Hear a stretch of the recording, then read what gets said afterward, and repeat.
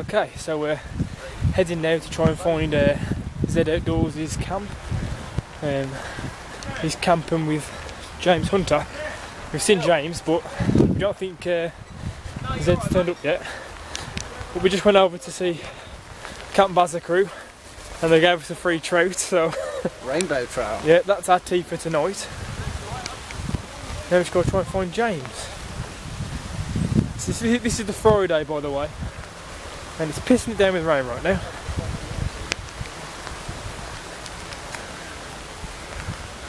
It's just tents everywhere, like the woodlands are horrible, there's nowhere to camp.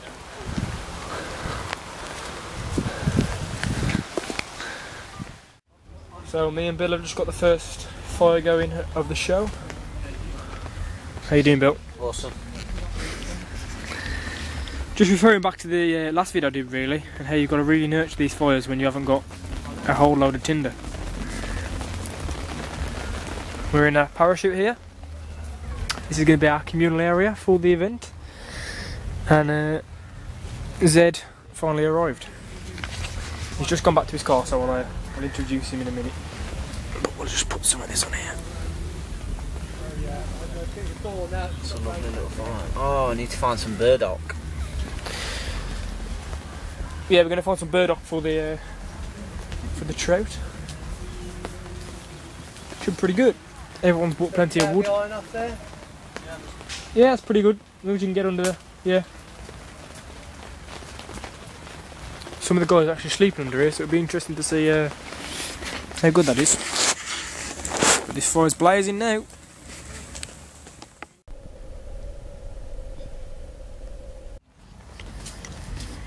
Bill's in the process of wrapping our rainbow trout in burdock leaves.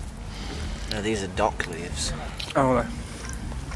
Oh yeah, of course they are. Couldn't find any other ones. Never cooked it like this before, so it'll be interesting to see how well it works compared to rigging it up on a stick. I think it's about 20 minutes.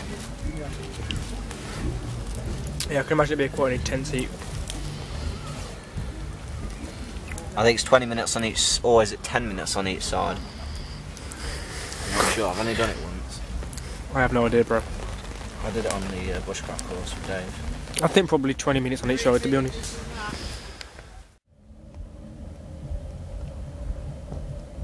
So there's the trout on the fire, wrapped in dock leaves.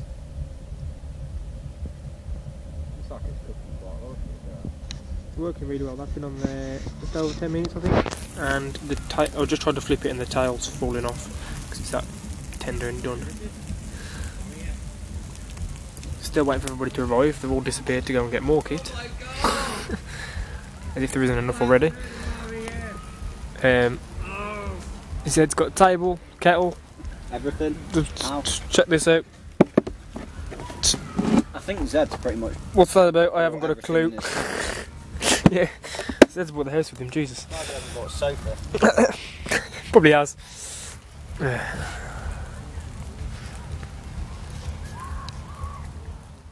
So, this is how Zed gets his kit transported to camp. Asks if how many eggs has he brought?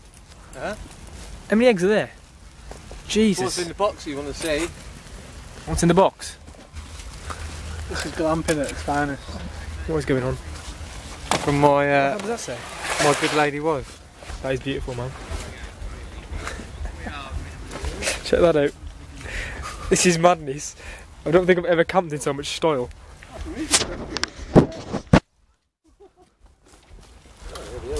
This is cheating. We have to carry all of our stuff. How do you feel about this 4x4, Bill? Outraged.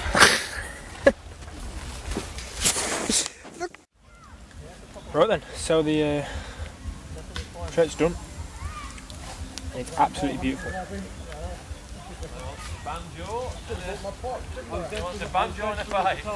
Here's the cause of all the madness, Mr. Zed. Greetings, my friends. How are you doing? The guys brought so much stuff, it's crazy. We're giving Camp Bazza a run for their money, man. I think we're beating them here, I'm telling you.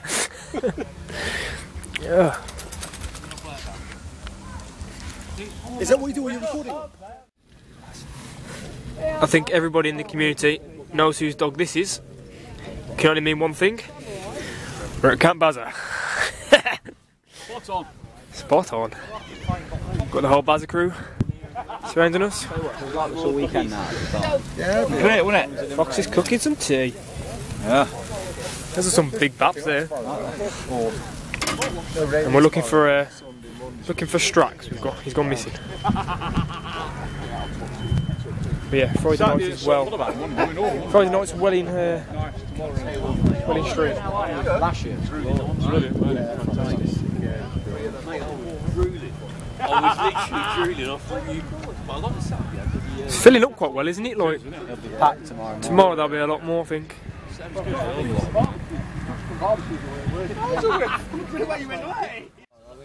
Zed has very graciously brought his catering for the whole family. I've never seen so much food in my life. Definitely putting Camp Bazza to shame. We're giving you guys a run for your money. Literally, man. No, I've never seen anything like it. Very cosy. And then out here, we've got a couple more YouTubers that you might have met before. Got James Hunter over there. Bill. And a couple of other guys. Very badly failed missile test. Just in the woods. This is where we're cooking and doing all our business. And then we're heading over back to our top to sleep.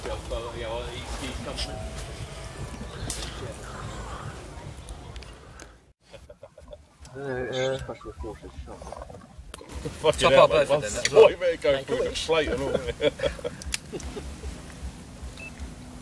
The ceremonial cutting of the cake. That is spot on.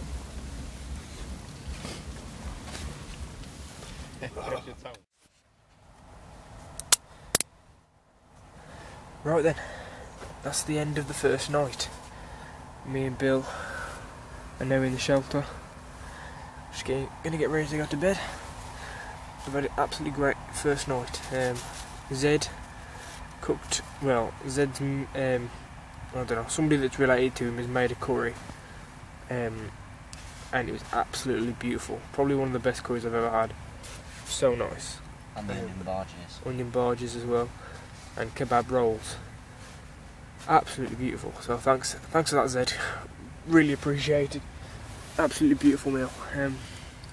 Yeah, it's about 12:30 now. No, it's not. It's like 1:30. 1:30? Yeah.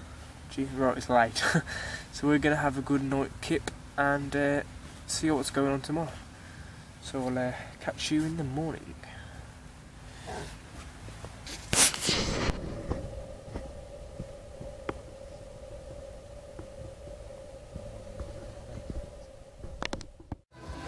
Okay, so Bill's already met Cody, met him earlier, took a photo for him. So we're sitting now in the main stage and Cody's just come in. Can't see him yet, but he's around there somewhere. So we're going to sit here and watch this show now. How do you feel about this momentous occasion, Bill? Rad. Feel rad? My arse is getting very wet.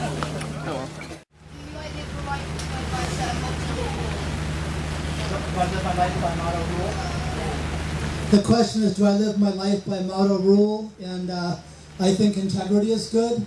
I think honesty is good.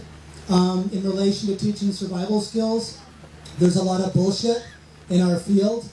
And I think it's important for all of us here to realize that when you're dealing with survival skills, you're dealing with someone's life. And I don't have any tolerance for the fraud, the charlatan stuff that I see in my industry, on TV or whatever, because those of you that teach survival skills, and I'm sure there's a few here, have taken a sacred oath to protect people in a very scary situation with many scary variables.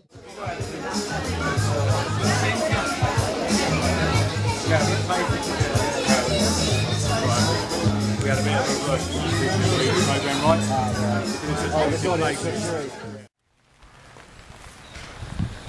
So I just thought I'd show you a quick quick view of our shelter that we've built.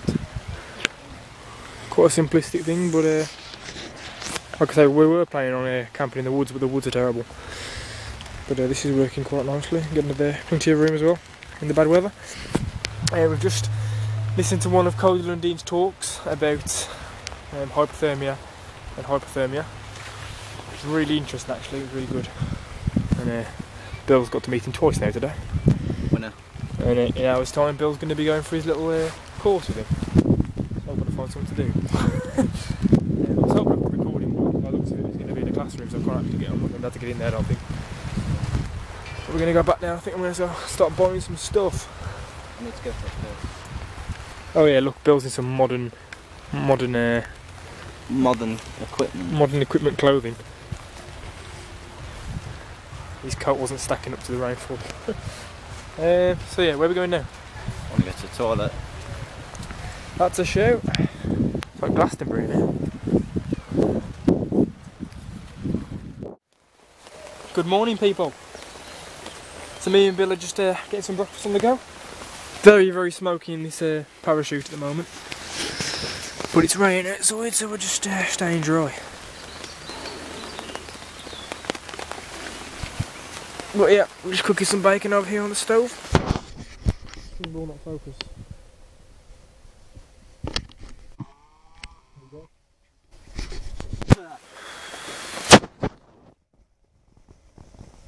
But smoking like shit in here. Jesus. Sort that out, Bill. Okay, so the afternoon's passed. There's an absolutely beautiful couple of hours of good weather. Which I missed. Which Bill missed because he was in his doing his firelighting course with Cody. But I had a good couple of hours when I spoke to a few people that I've seen around on YouTube and Instagram and stuff like that. And it's been a really good afternoon. So the evening's settling in now.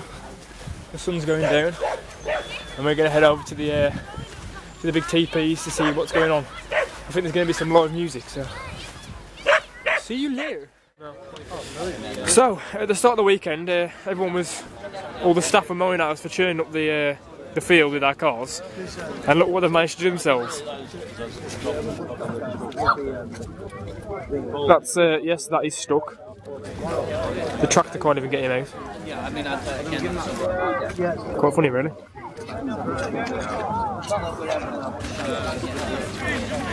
Oh, and we found Mardy. We've been looking for him for 2 days. He got lost. It's been working. Yeah. I didn't know Mardy's come as staff. So he's been on the car park doing some stuff. I didn't even check the ticket. I didn't check mine either. So me and Bill are settling down for the night. We've had a good night over at Camp Baza. Did a bit of wandering around, tried to go and see some of the structures and stuff, and it's been a good day all in total. Didn't really record much because we're just busy talking to people really, but yeah, that's been a good day. Yes. The weather's held off quite nicely, so Well, it hasn't it? yeah, it's been too bad. It's been manageable. So yeah, we'll see you tomorrow for another busy day. We'll see what we get up to. I think we're going to spend more time actually looking at activities instead of talking to people tomorrow. So yeah, we'll see you in the morning. Good night. So how are you feeling this morning, Bill? Don't like the weather. Needs to go away. Bill's been trying to get out of bed for the last half an hour. It's getting there slowly. It's pretty grim out there, man. It's not the one. It's not the one at all. But this shelter is holding up very nice.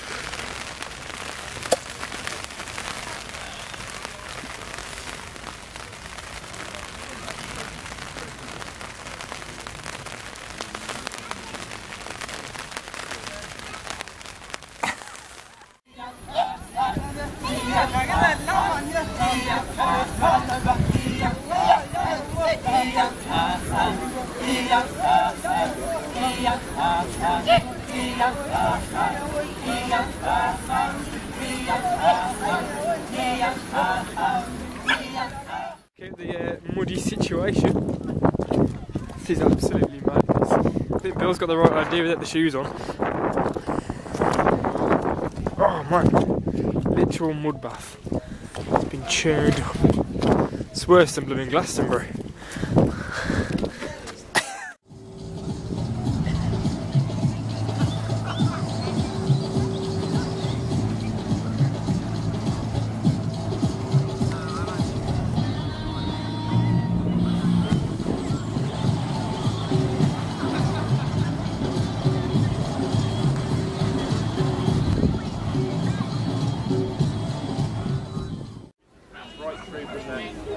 The frontage area right through to the and to do the other side, some people swap hands.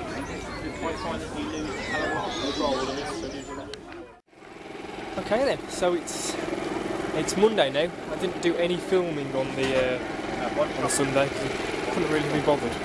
I'm here with Danny Reid from Journey to Bushcraft.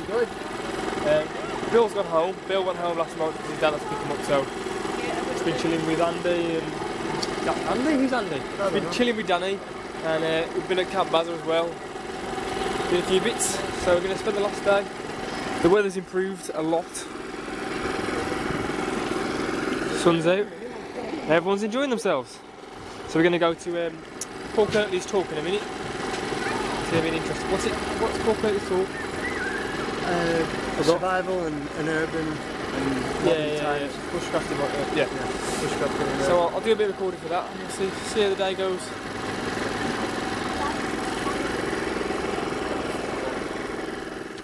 Bushcraft in my outdoor life, both in terms of what I do for work, but also what I do in my spare time, in my leisure time, if you like, and give you some ideas. I hear a lot of people say, "Oh well, I can't do expeditions because they're expensive. I can't go anywhere because I can't get access to land."